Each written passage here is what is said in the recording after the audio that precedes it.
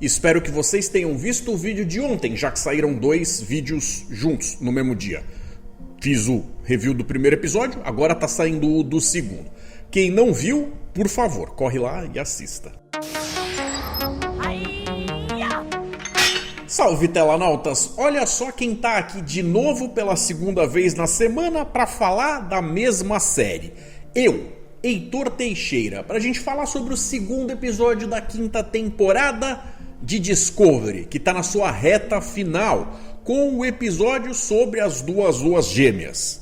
A essa altura do campeonato já tá bem claro que a mecânica escolhida para contar essa historinha vai ser meio que inspirada nos livros do Dan Brown, como por exemplo o Código da Vinci, onde você tem os personagens indo de ponto de migalha de informação em outro ponto onde tem uma nova pista para conseguirem chegar, vejam vocês, em outra nova pista. Porque é como se as coisas tivessem sido espalhadas ao longo de séculos ou milênios, seja de forma intencional ou não, aonde nem tudo, nem todas as coisas, os elementos e os artefatos foram deixados juntos, talvez até pelo fato de que, se eles estivessem assim disponíveis para qualquer um, pudesse ser perigoso. Eu só não sei exatamente o que passa na cabeça desse tipo de ser que esconde as coisas de um jeito aonde, no fim das contas, o quebra-cabeça é montável por qualquer um que seja inteligente o suficiente, fazendo com que a pessoa só tenha mais trabalho para alcançar o seu objetivo no fim das contas. De qualquer forma, acho justo dizer que, se o primeiro episódio foi mais carregado na ação e naquela coisa mais violenta em termos de trazer gente se movendo, fazendo coisas perigosas uma atrás da outra, aqui também teve ação, que eu não sei se eu posso dizer que teve o mesmo nível de empolgação, mas tá lá, tá presente e consta. Mas também tiveram momentos mais pro lado emocional, onde eles diminuíram a velocidade e deram diálogos para os personagens mostrar que eles estão dentro de um universo de Star Trek e nem tudo aqui é só piu-piu-piu para tudo quanto é lado, não é mesmo? Como sempre, eu vou fazer uma recapitulação pegando os pontos principais que eu separei, que eu acho que merecem ser comentados. Então tudo isso agora vai vir junto com spoilers, então estejam avisados que eu não quero estragar a surpresa de ninguém, mas para poder falar sobre as coisas que vão aparecendo e pontuando tudo só desse jeito mesmo. Vocês já estão acostumados como é que é o jeito aqui do canal, né? Logo de cara então a gente vê que a Michael tá lá se fazendo as perguntas filosóficas existenciais básicas, talvez mais relevantes e antigas que a gente conhece, as famosas: quem somos, de onde viemos, para onde vamos e por que estamos aqui. É claro que tudo isso é motivado justamente pelo que a gente descobriu no episódio anterior, que me faz crer que foi uma escolha bastante interessante eles terem pego justamente essa ideia específica a respeito das origens da vida na nossa galáxia, quiçá no universo, para a gente poder justamente falar a respeito do nosso lugar na existência. O que a gente está fazendo aqui? Quais são as nossas obrigações, os nossos direitos, os nossos objetivos? E se tudo isso, no fim das contas, chega de fato a ser relevante de algum jeito? Porque, no fim das contas, somos poeira de estrelas e podemos ser esquecidos com o passar do tempo com muita facilidade. De uma forma onde civilizações que venham daqui muito tempo talvez não tenham nem evidências de que a gente passou por aqui. Então, do mesmo jeito que até hoje eu fico curioso para saber mais coisas a respeito de algumas outras histórias que foram plantadas na franquia até então, como por exemplo, a primeira federação que aparece na forma da nave Fessarius, lá no Where No Man Has Gone Before. Que tal de primeira federação é essa que nunca mais foi citada no canon e a gente não sabe qual é que é, com o Baylock, aquele anãozinho que a gente vê fazendo um intercâmbio com a humanidade e tal, é um assunto que nunca mais foi tratado. Outra coisa que eu acho que podia ser, sim, muito bacanamente explorada é a história do Viger. Aonde foi aquela sonda humana, o que aconteceu com ela e o que aconteceu depois, quando eles encontram o pessoal lá com a nave reformada e aquele negócio todo. Esse episódio que eles escolheram, que falam justamente a respeito dos alienígenas que semearam a vida pela galáxia, é um que tem essa carga potencial para contar histórias de altíssimo nível sci-fi. Eu só não sei se o lugar que eu queria ver essa história sendo desenvolvida era necessariamente Discovery. Que me desculpem aqueles que gostam incondicionalmente da série, mas como o lado científico aqui normalmente é tratado menos de forma perfeita e honesta, eu acho que se eles se centrassem em histórias que não tivessem esse grau de interesse para mim, talvez, caso eu venha a me tornar um frustrado com a temporada, pelo menos eles não tinham desperdiçado uma história que eu queria tanto ouvir a respeito. E aí a gente vê que tá tendo uma audiência para julgar os destinos do que vai acontecer com o Capitão Renner. Coisa essa que eu achei um pouco estranha, já que parece que eles estão tentando pegar alguém que atrai tanto a atenção e os maus olhares, aquela coisa de deixar o povo desconfortável, tanto quanto a Burnham deixava o resto da galera o tempo inteiro por causa das suas escolhas, do seu comportamento, do seu jeito impulsivo de fazer as coisas, não respeitando sempre a ordem hierárquica. A gente vê que eles estão talvez até jogando um pouco disso em cima justamente desse capitão, que talvez seja até muito parecido com ela, pro gosto inclusive dela. O lance todo é que eles colocaram a coisa de uma forma que parece que para chegar nesse ponto onde ele de fato esteja sendo em algum nível punido, não é pela atitude que ele tomou da última missão, onde ele colocou a vida de pessoas, de civis em risco simplesmente. Parece que é o tipo de coisa que ele faria em outras tantas ocasiões da história dele dentro da frota, sendo que ele parece ser um cara muito focado com a missão, que sabe o peso que cada coisa tem e está disposto sim a fazer as coisas, tomar as atitudes mais desconfortáveis. O problema todo é, os tempos são outros desde a chegada da Discovery nesse tempo, nesse período, nesse ano em que eles estão agora. Muita coisa já mudou em termos de uma desesperança forçada por causa da falta da tecnologia de deslocamento de um lado para o outro, que fazia com que muitos dos assentamentos de seres que compunham a federação tivessem isolados e cada um por si. Agora a coisa deveria ter ares mais de esperança, onde a galera deveria começar a se comportar melhor no baile, e não simplesmente como homens das cavernas, achando que o jeito de resolver tudo é no TACAP. Então esse negócio de darem para ele uma missão, dizendo para ele, olha só, isso aqui é um alerta vermelho, uma diretriz vermelha, coisa essa que você sabe que é super importante, não dá para tratar de qualquer jeito, não é leviano, e se você não resolver, vai dar caquinha. Então, Renner, vai lá e faz o que for necessário. E aí, quando o cara vai e faz o que é necessário, a galera fala, puxa, mas não gostamos das consequências, então nós vamos te punir. E se isso é uma corrida contra o tempo, a gente tem que se perguntar por que a missão está demorando tanto. As duas naves acabaram indo para reparos, já que as naves tiveram que se enfiar na areia com os escudos para poder segurar uma avalanche de uma montanha inteira. Coisa essa que, segundo eles, só aconteceu porque os bandidinhos se inspiraram na ação que ele mesmo teve, tentando desmoronar uma caverna para eles não passarem, mas que poderia precipitar a tal da avalanche num percentual de 30% de chance. E aí a galera olha e fala, talvez seja exatamente isso. E a partir do momento em que eles colocam tantas vidas em risco, o cara se ferra simplesmente por ter mostrado o caminho.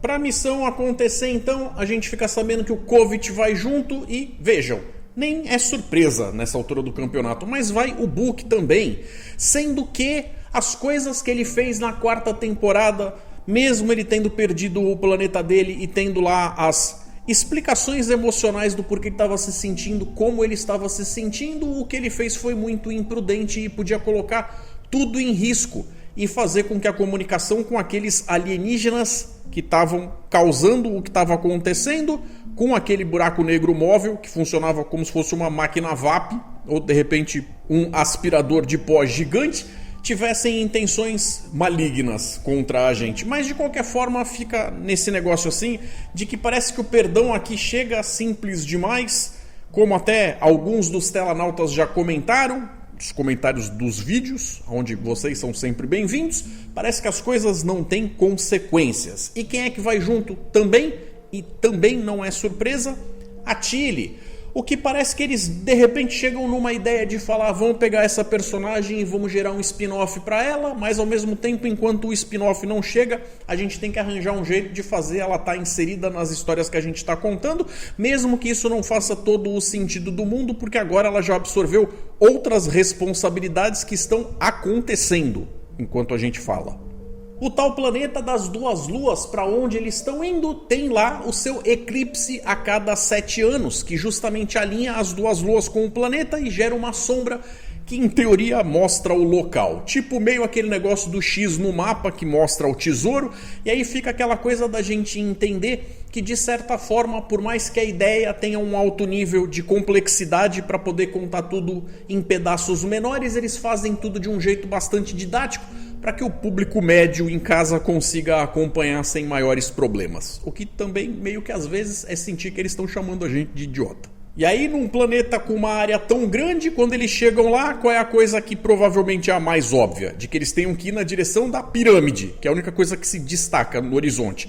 Mas às vezes, o mais óbvio é o mais simples e vice-versa, não é mesmo? Um comentário que eu quero fazer, que não faz diferença nenhuma para a cena, mas que eu acho que me saltou bastante aos olhos, e não é necessariamente desse 5º ano de Discovery, mas de Discovery como um todo.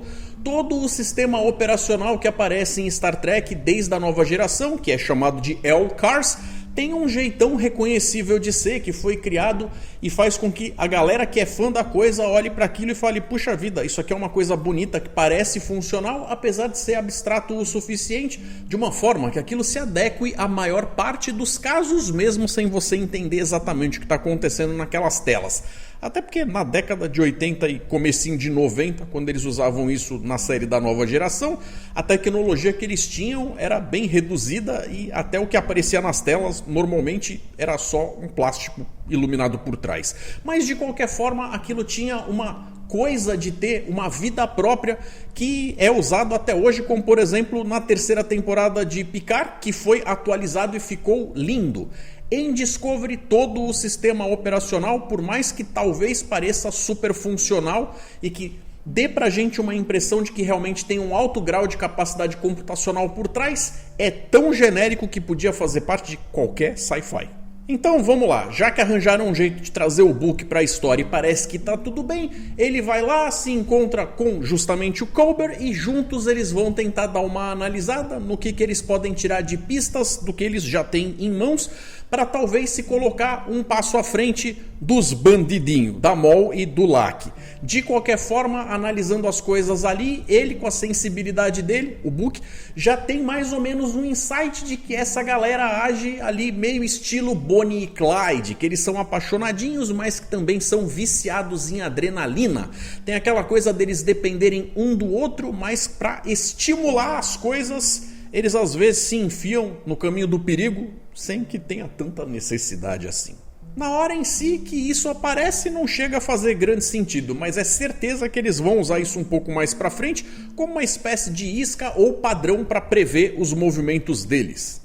E aí no momento papo amigo, o Saru e a Michael estão lá trocando uma ideia, falando a respeito do quanto um aprecia o outro, e eles comentam a respeito de quem eles eram e quem eles se tornaram ao longo da história que a gente está acompanhando, o que seria a série falando pra gente a respeito do desenvolvimento de personagens.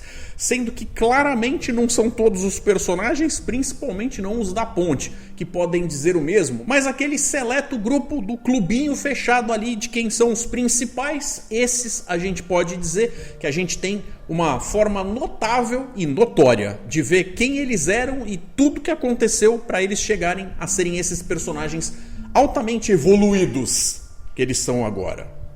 Ironia. Já na conversa entre a Adira e a Tilly, eu sinto que tem ali uma tentativa de tratar de coisas que vão falar de uma subtrama meio voltada para um romancezinho, que pra mim já é uma ideiazinha meio natimorta. Não que ela não tenha futuro, é que o futuro dela é o desinteresse. já que esse casal, e eu não tenho nada contra o casal ser formado pelas pessoas indivíduos que são, mas pelo fato de ser uma coisa extremamente sensal que muito honestamente não acrescenta em nada para a história geral da coisa. Se esse casal tivesse de alguma forma enriquecido as histórias e feito com que as coisas que giram em torno dele se tornassem mais interessante, eu obviamente estaria agora super interessado em caramba, e o retorno do Grey, eles vão se encontrar de novo, o que vai sair dali e tal, mas do jeito que eles tratam essa história, muito honestamente, se o Grey tivesse saído para sempre da história, para nunca mais retornar, eu não sei se fazia tanta diferença assim pro como eu me sinto em relação à série. E é claro que enquanto tá rolando esse papo e a Tilly tem lá a chance dela de fazer mais alguns comentários a respeito exatamente do que ela já tinha comentado no episódio anterior, sobre o que ela pensa a respeito de como fazer as aulas ficarem melhores na academia, mas também não acrescenta tanto assim pro que a gente sabe da tal da academia até então. Lá na superfície do planeta, que é basicamente um grande mausoléu, a gente vê o Saru e a Michael tentando sacar o que acontece, até que eles são meio que encurralados por drones. Drones esses de segurança que lembram uns que aparecem em outro episódio lá da TNG, que eu vou deixar umas imagens aí na tela para vocês, que estavam sendo vendidos, aquele negócio todo, e aquele planeta funcionava meio que um planeta vitrine, para você ir ver como é que funcionam as coisas antes de comprar. Não que uma história esteja amarrada na outra, mas as circunstâncias me lembraram bastante. E aí, já que a galera vinha reclamando de montão que a Michael fazia tudo sozinha, parece que eles vão pegar todas as oportunidades que tiverem para poder mostrar trabalho em equipe. Pelo menos nesse segundo episódio a gente está vendo isso de novo. Se eles vão seguir por esse caminho nos próximos, só o tempo dirá. De qualquer forma, a Adira, a Tilly, o Capitão Renner, com a ajuda da AI Sora, que agora faz parte do sistema operacional e basicamente é a Discovery, dão uma analisada nos dados que eles têm. Ele tenta pensar com aquele pensamento fora da casinha dele, e aí ele acaba chegando na conclusão de que para resolver o problema eles têm que pensar como aqueles alienígenas lá de baixo pensavam, sendo que eles são super antigos e não tinham acesso a tanta tecnologia quanto essa galera da Discovery tem agora. E aí eles acabam chegando na conclusão das ondas magnéticas. Só que quem vem com a cereja do bolo para, ao invés de destruir a coisa indiscriminadamente, tentar fazer uma coisa um pouco mais cirúrgica, é o Saru, quando ele percebe que um pulso eletromagnético no local correto poderia dar conta do recado. No seu momento calmaria, o Booker, que está realmente se esforçando para conseguir se limpar, já que ele está com o nome queimado, está fazendo o possível para resolver o que pediram para ele e analisar as coisas a respeito dos dois bandidinhos para ver se ele traz alguma espécie de plano. Então ele faz uma chamada lá com um aparelho que ele tem dos tempos de mensageiro do submundo para poder fazer uma espécie de chamada Deep Web, na qual os dois atendem. E aí depois ele, analisando a situação com mais calma e mais frieza, acaba chegando na conclusão de que a tal da Mol, na verdade, é filha do mentor dele, que era o Cleveland Booker anterior. E aí, seguindo nessas de caça ao tesouro, meio Relic Hunter, a gente vê eles chegando lá num tal poema romulano, numa espécie de estátua, mas que das 5 estrofes ou frases, eles só encontram 4, que até então apontam para Betazed, planeta da Diana. Lembra dela? Mas de qualquer forma eles sacam que está faltando alguma coisa ali e continuam procurando. E tentando raciocinar como um romulano, os dois juntos chegam na conclusão de que a frase faltante está na verdade embaixo da pedra, a qual o Saru empurra, e quando eles encontram, eles automaticamente passam a ter algo que a Bonnie e o Clyde lá não tiveram acesso. Ou seja, por mais que eles tenham chegado aí antes, a Burnham, junto com a Discovery, tem uma vantagem em cima deles, que tinham uma vantagem em cima deles. E aí o Stamets, de novo com a ajuda da Zora, acabam fazendo uma espécie de reconstrução 3D com a matéria programável, e aí eles veem que a coisa se parece, já que eles trazem um artefato físico de lá de baixo, que estava junto com a quinta frase, e o negócio começa a montar um mapa que foi dividido em 5 partes, que é justamente aquele negócio do caminho de migalhas para a gente conseguir chegar no final e na resolução dessa história. Mas, raciocinando agora nas 5 frases, o sentido da coisa muda e o Saru, junto com a Adira, acabam se ligando que na verdade a coisa aponta para Trio e não para Betazed. Ou seja, aquela galera que foi pra Betazed porque só tinha as 4 frases, vai acabar de um jeito ou de outro voltando no local pra poder tentar ver se eles encontram o que estava faltando, e aí a Discovery já vai estar na frente deles. Super empolgante. Olha eles plantando aí a noção de que a gente vai ver o Grey em breve. O Saru, então, que já tá ali ensaiando deixar a nave faz um tempão, várias temporadas, tem agora a chance de meio que se despedir dos aposentos dele de dentro da nave. E ele tá fazendo campanha justamente para que a Michael coloque o Booker como primeiro oficial no lugar dele.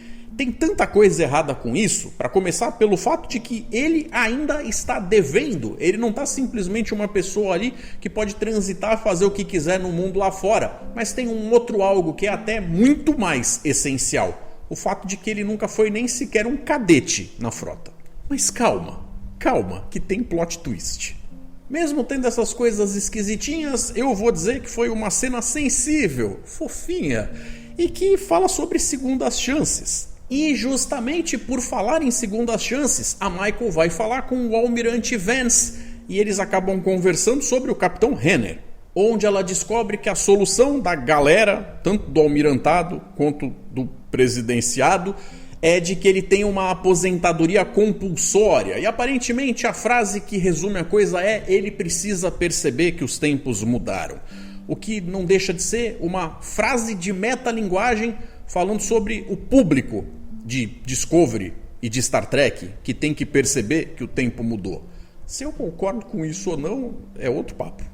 Então, a toda a cabulosa Michael Burnham sugere uma alternativa. Ao invés de aposentadoria, que tal um rebaixamento estratégico, onde ela vai e convida ele, o Renner, para ser o primeiro oficial dela. Já que ele se parece tanto com ela, é capaz que eles até acabem se dando bem, não é mesmo? Seria então a forma que ela encontra de estender para ele uma segunda chance, já que ela mesma é bastante grata por ter tido uma lá atrás, no passado.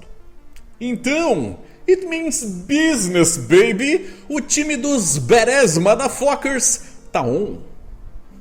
Tô moderninho, né? Acho justo dizer então que esses 2 episódios, principalmente pelo fato de terem sido lançados assim, juntos, compõem justamente esse pontapé inicial para a gente entender para onde vão os caminhos e os rumos dessa temporada. Nessa pegada que já ficou muito claro ali, numa mistura de tudo aquilo de Uncharted que a gente conhece até então. Com direito à ação, filosofia, romance e provavelmente com um casamento no final, que nem novela da Globo. No vídeo anterior eu já fiz o convite pra galera participar do momento dos Telanautas, sendo que eu tô prometendo pra vocês que eu vou juntar os comentários feitos naquele vídeo e nesse desses 2 primeiros episódios, pelo fato deles terem saído juntos, e vou comentar eles no terceiro da semana que vem. Então tô aguardando a participação de vocês. Podem deixar tanto naquele quanto nesse as impressões de vocês, teorias, perguntas, elogios aqui pro canal, que eu gosto bastante também, obrigado. E aí a gente na semana que vem vai falar sobre tudo o que for registrado por vocês. Então é isso, galera, acho que eu cobri tudo de mais importante. Se eu esqueci de alguma coisa, me lembrem aí, estou contando com vocês. Vou deixar 2 sugestões de vídeo na tela de vocês, para vocês seguirem com o meu conteúdo. Um forte abraço, galera! E até mais.